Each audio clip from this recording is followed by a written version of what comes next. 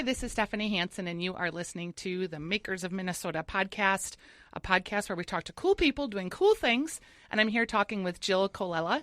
Is that how you say your last name, Jill? Yes. Oh, good. I got it right. All the L's, 5 of them. Yes. You are with Teach Kids to Cook. Is that the name of the parent company? Yep, that is the umbrella, and everything else falls under it. Okay, and you have lots of things because you have Ingredients Magazine, you have Butternut Magazine, you have Food Stories podcast, right? That's right. And did I miss anything? You're probably actually, doing yeah. TV too. I would like that to come. That's going to be called After School Snack. I like it. Yeah, and I am also I write a lot of books for kids, and I've got 12 coming out in the next year. Okay, I cannot wait to talk to you. So I met you at a podcast conference, and I think you had sent me a copy of the magazine before. And the magazine is like 5.5 by 8.5. It's folded over. There are two magazines. Butternut is for the 3 to 6 year olds, and then Ingredient is for the little bit older kid. Yep. What is it about teaching kids to eat that really inspired you that you are putting together this whole media company for kids? Well, it's a hilarious joke by Karmic Design. I mean, ask my mother. She will laugh hard because she'll tell you stories about the 6-year-old crying at the dinner table with, shake and bake pork chops in front of her. Sure. Demanding a peanut butter and jelly sandwich. And it worked. So thanks, Mom. Fast forward to my 20s when I was a complete freak show. You try to have a job in the corporate world with fancy lunches and go on dates.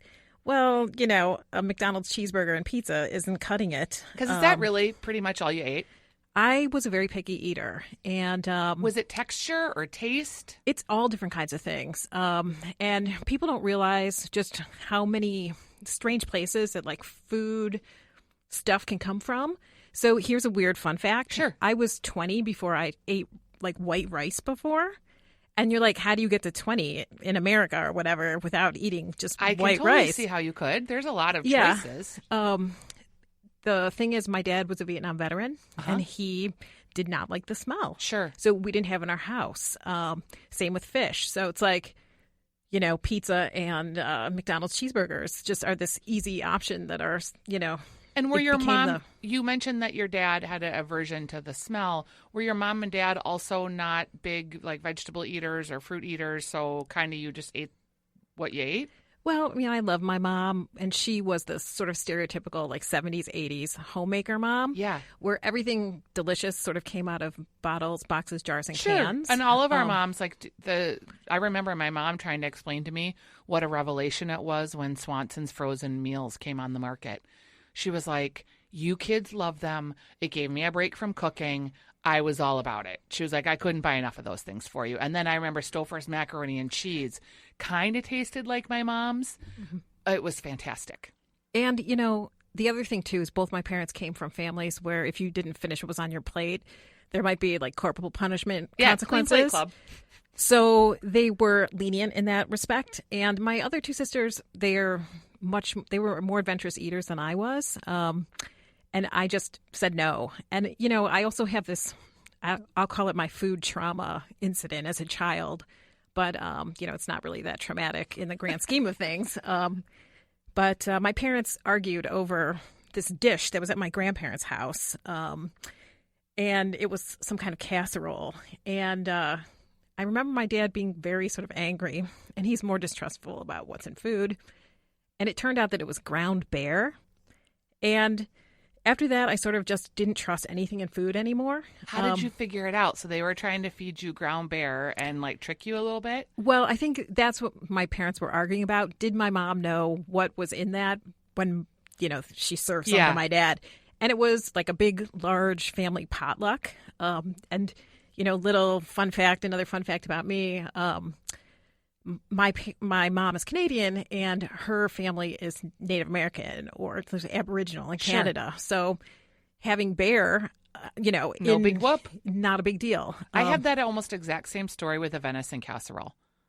And we didn't know, but our parents knew.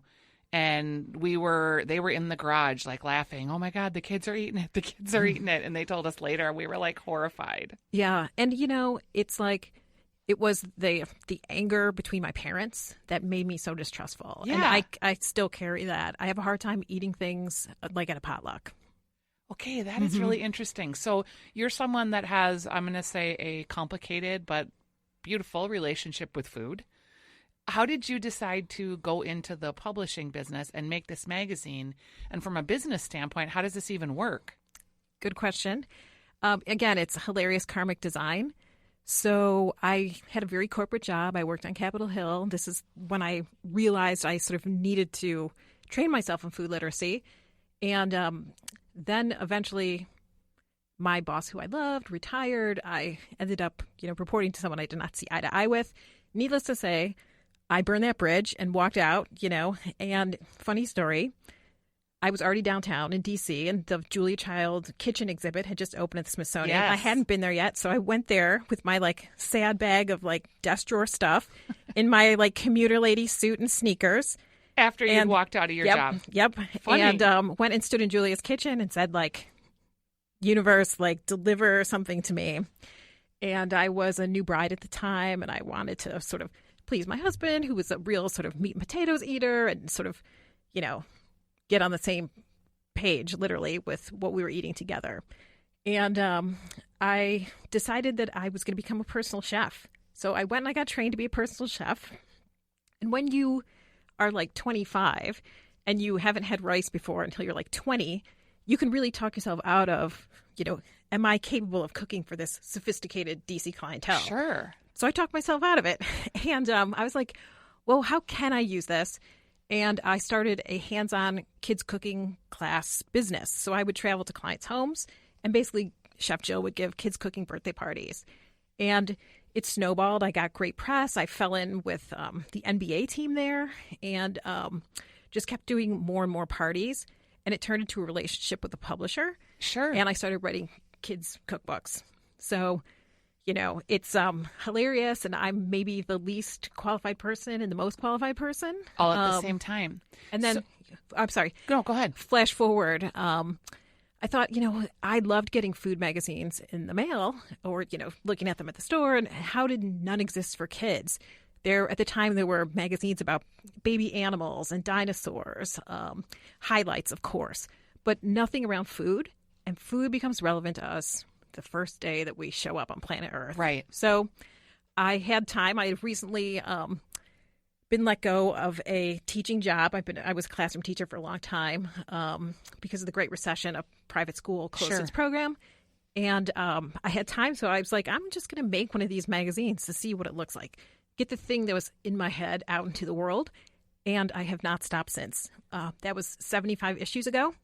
Wow. So there's no advertising in it. So does somebody underwrite it, or how does the payment work, or is it all subscription based? It's all subscription based. How do you market it? How do you get subscribers in a world where magazine readership is dwindling and newspaper readership is dwindling as well? Well, the bread and butter is subscription agencies that work with schools and public libraries. So the great thing about magazines is that there's this built-in sales force of people presenting my magazines to these clients. Sure. And that has been the core of my business since the beginning. Although I did get lucky with press when I had made the prototype, and Apartment Therapy, if you know that website, featured Ingredient at the time, and I did my first issue with 27 subscribers.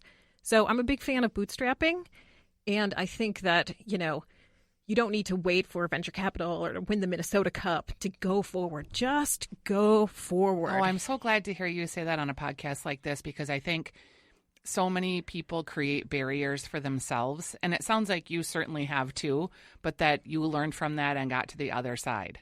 That's definitely it. And, I would literally laugh at you if you told 18-year-old me, when you grow up, you're going to make magazines about food for kids. Yeah. And you're hilarious. But you might be the perfect person to do it because of the way that you perceived food and because of the way you want to approach it. I looked through you had a feature issue on pizza, and it was awesome. You talked about different things you can put on pizza and introduce kids to new ingredients. You gave some sample recipes. You talked about yeast and how that works. It was very fun. It was well shot. It was pretty. It was colorful. If I had children, and I have a 20-year-old daughter who is, how if you're so alike, you kind of have friction all the time. That's her and I. And the other day, I heard her telling her dad she wanted to be a food writer. I'm like, huh, that's so funny. So funny how that works. This is a great magazine for kids. How much is a subscription? Easy for me to say. Yep. Subscription. Both of them are $35. Ingredient is, and that hasn't changed since 2010 when I launched this. Sure. Ingredient is 4 issues a year, and then Butternut is 6 issues a year. They're so cute. Okay, so you then decided to take that into Food Stories, which is the podcast. That's right. I think when it comes to content, just producing and putting more out there is so good.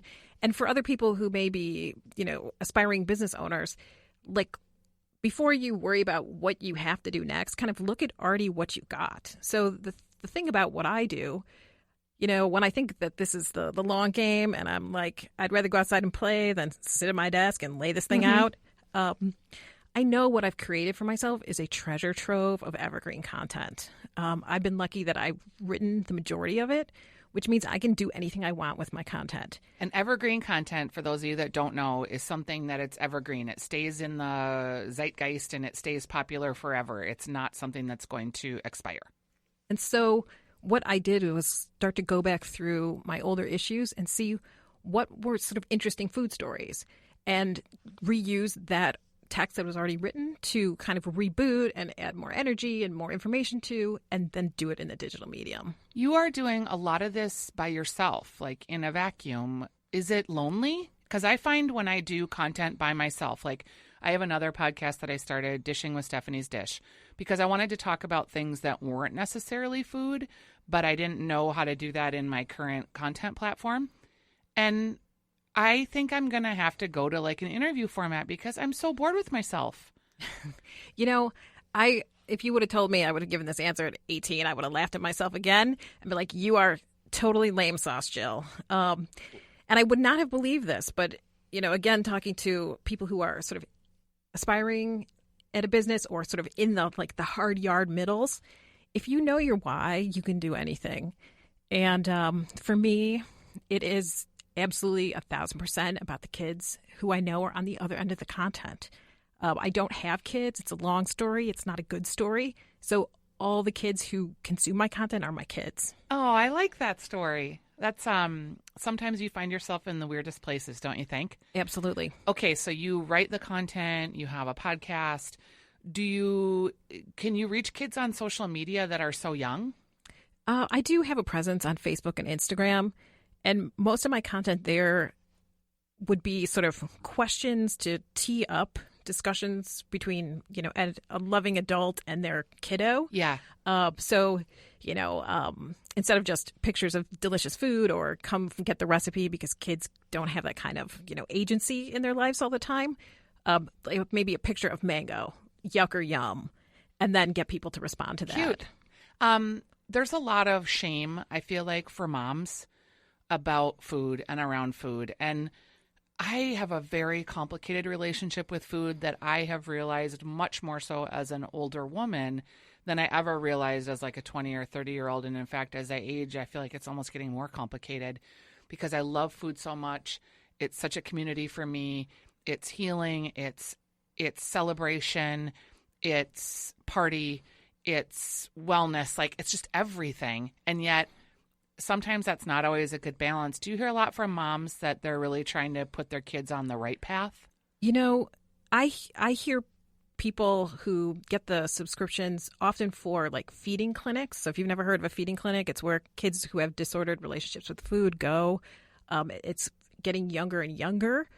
I hear from, dietitians, nutritionists, those kinds of people who use what I do in that kind of clinical setting.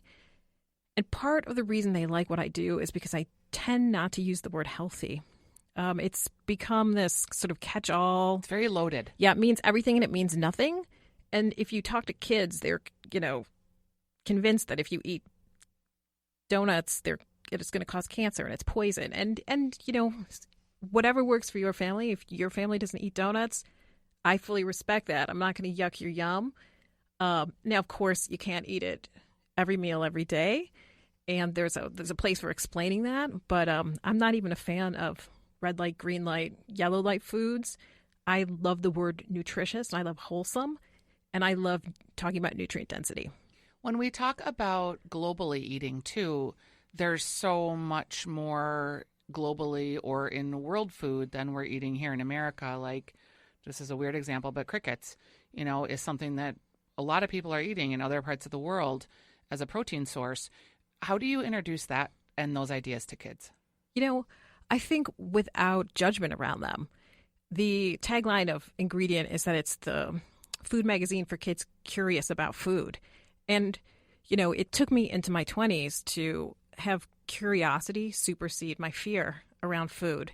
And so kids are amazing sponges who, if you present something in a non-threatening, non-prescriptive, non-judgmental way, they'll take it in and evaluate it. I'll plug one of my competitors, or let's call it a complementary magazine. Sure. It's called Chop Chop.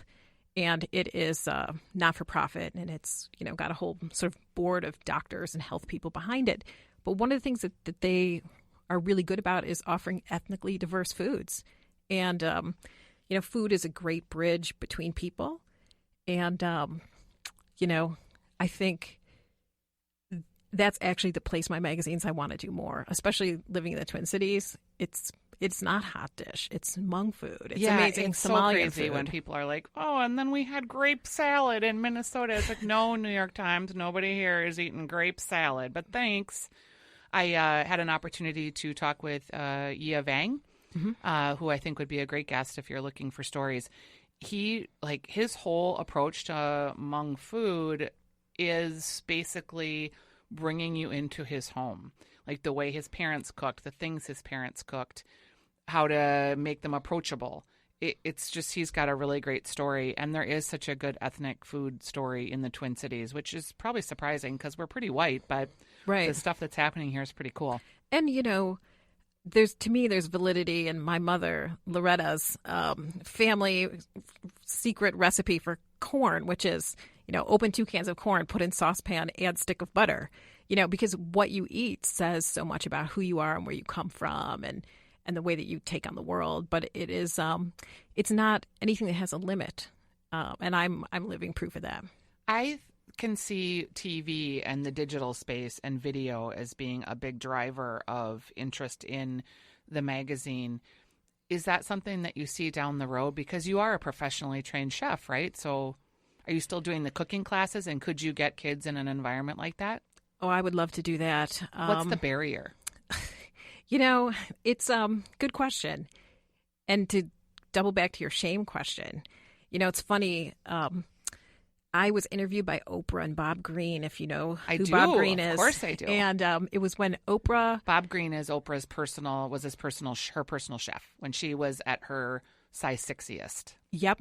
And she had gained all her weight back, 206 pounds. And this is probably 10 years ago now. And she sort of famously put her current self and her skinny self on the cover of the magazine. Well, I picked up that magazine in the airport. I'm not generally somebody who writes into Oprah, but I did because at the time I was 206 pounds, just like Oprah. Uh-huh. And her producers ended up getting in touch with me, and I was interviewed by Oprah and Bob Greene. And I proceeded... That's something everyone can say, Jill. That's cool. Now, how about this? I proceeded to lie to Oprah and Bob Greene. And if you go back and you watch the footage, you could tell on Bob's face, he's like, yeah, nope, I'm nodding politely, but this person is not telling the truth. And, so... What did you lie about? Just kind of what was causing my overeating. And, I had self-awareness, but sometimes in life, you can't face the biggest issues or whatever. Yes. And, so for me, it's always been size and how one looks. I'm deeply camera shy. And even doing that was super hard. And, it's that idea of when do you have authority? And that's another thing for a business owner, whether they're starting or in the hard yards, doing that work to claim your authority and your expertise. And, I'm mostly there. I just did a series of 6 videos, and it was really, really hard. Probably the hardest part of this whole journey. But, you know, my personal heroes are Fred Rogers, Linda Ellerby, Yes. and Julia Child. And Linda if I could, Ellerby. I loved Linda Ellerby. Remember her? I mean, just the way that she made things approachable and okay for kids and safe and not scary. I would love to be the voice of that for Food for Kids. So, yeah, Okay. call me. Call me. Hey, you mentioned you have 12 books coming out. What kind of books are you writing? Are you doing cooking books? These are food literacy books. They're for a younger audience, maybe like a very advanced age 4 to about 8 or 9. So they're all on single topics. And it's basically a fun food field trip in a book. So we go to an apiary and see how honey gets made. And, you know, so you sort of learn about it in the book. Cool. Then there's a recipe. The recipe has a QR code, so you can see it in action. Those are my videos I just did. Neat. And then there's tons more information online, more activities and things like that. So it is strawberries, cookies, bread, apples, and pumpkins. Who's publishing it? Those are being done locally by Learner Publishing. That is so great. So Learner Publishing comes to you and they're like, hey, Jill, we want to kind of do this. Or did you pitch it? I pitch them because I have my treasure trove of evergreen content. So no, as a business owner, you're never doing anything in vain. If you can find a creative way to reuse it, someone might buy it. So you repackaged it and said, hey, I'd like to do this. And they were like, sure. So my husband's an author and you get an agent and then the agent sells the idea to the publishing house. Is that how it works in your sphere? No. Again, karmic design for me. I learned boldness early, and I was just laughing about this today. So if you need some positivity and learning how to ask for things, go Google Steve Harvey, who has this great YouTube video about just he who has it asks, right? And it's the gospel of Steve Harvey. And that's it. Every point in my life where I've gotten myself into some kind of project, it's just being brave enough to ask. And do you self-talk? How do you practice in the mirror? Do you just go through it in your head? Do you just force yourself to do it? What's the magic for you? You know, this sounds really weird. We're going to go to that woo place, Stephanie. I feel like the universe tapped me on the shoulder. I kind of feel like it too, Jill. I would laugh at if you told me this like 25 years ago, I would laugh so hard and be like, no. I mean, I worked in D.C. I had the kind of job where you wear pantyhose every day. I knew Mitch McConnell and Elaine Chao by name. Sorry. Yeah. Sorry. And that's where I learned about integrity. And that knowledge of like what you think you say and you do need to be in tandem. That's the thing that can get me to do the thing that I'm scared to do. Like, I know working, on Capitol Hill wearing pantyhose every day is out of integrity for who I really am. And who I really am is talking to kids who are like isolated in a digital world in a video called After School Snacks. Just shout them out and make them feel seen on planet Earth. And that's enough for me to pick up the phone and be uncomfortable. And also, the fastest way to yes is no. So just get up and do it. Yeah. And you usually, I can't remember, someone said you have to get 7 yeses or 7 no's before you get to the yes. I think 7 was the number that sticks in my mind. Yeah. The fun fact about that, too, is researchers say that you have to offer kids a new food 9 times, generally, before they try it even once. Okay. So if you've got picky kids, just keep putting it on the table and they'll eventually put some on their plate. So in terms of, is this this is your full-time job? Like you make enough money to live and pay your insurance and drive your car and do the things you have to do with your publishing business? I would say almost. Life sometimes deals you setbacks. I worked full time most of the years that I've been doing this, and I transitioned out of a full time job with the intention to do this. Then, of course, my ex-husband asked for a divorce right then, and that happens. Yeah, so I wasn't going to let that take the dream either. So it's just about persistence. I haven't missed an issue yet, despite that being really, truly a setback. Sure.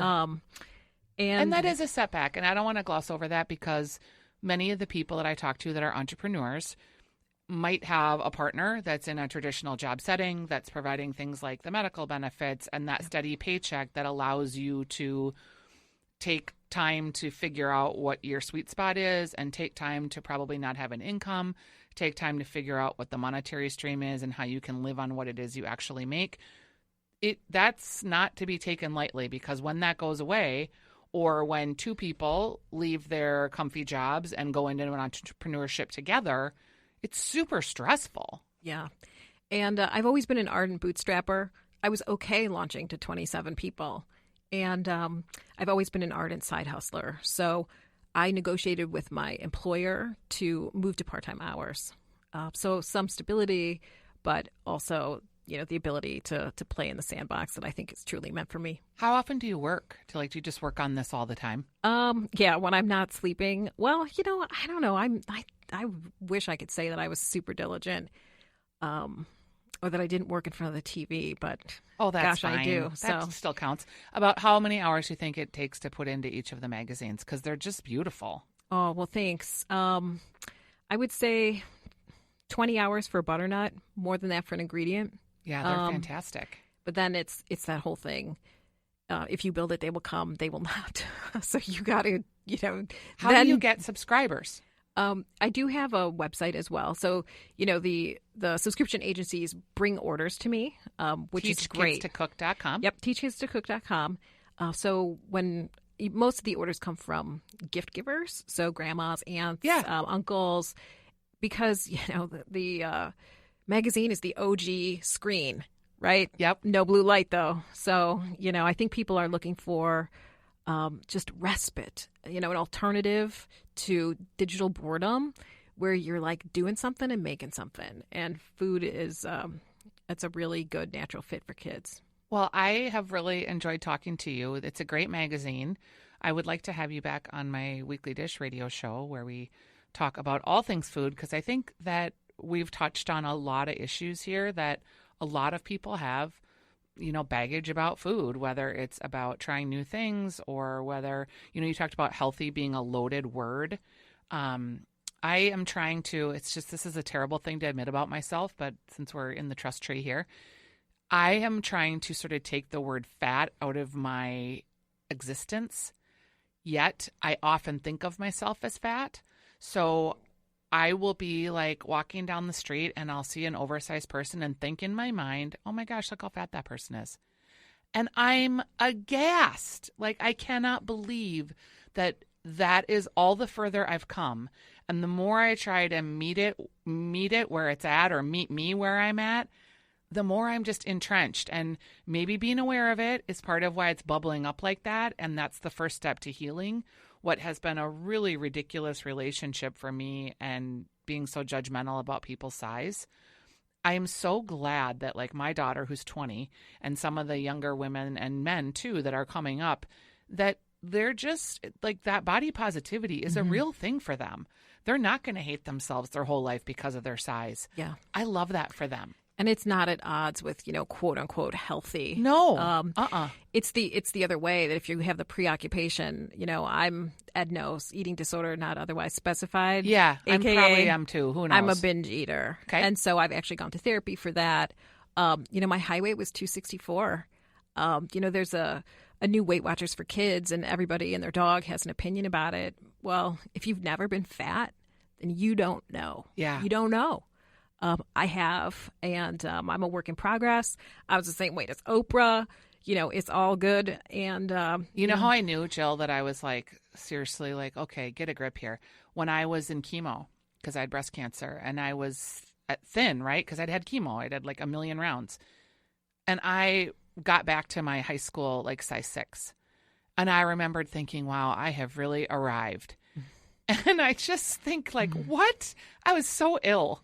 I was literally in the middle of a super aggressive chemotherapy, and I felt like I'd arrived. That's just goofy. Right. It's that whole thing that sort of underlies what I do, that kindness matters. Yeah, and I really appreciate that. And I appreciate that we're putting different messages into the world for kids, because it does start early.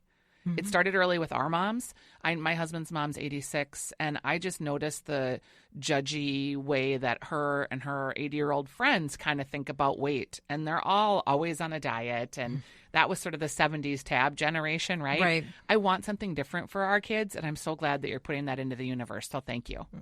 It is a pleasure. And like I said, I didn't pick it. It tapped on my shoulder. So yeah, there it I is. really think it did. I appreciate you being my guest, Jill. It is Ingredient Magazine, teachkidstocook.com if you're interested in a subscription. And the podcast is Food Stories, and you can find it, I'm sure, wherever you get your podcasts.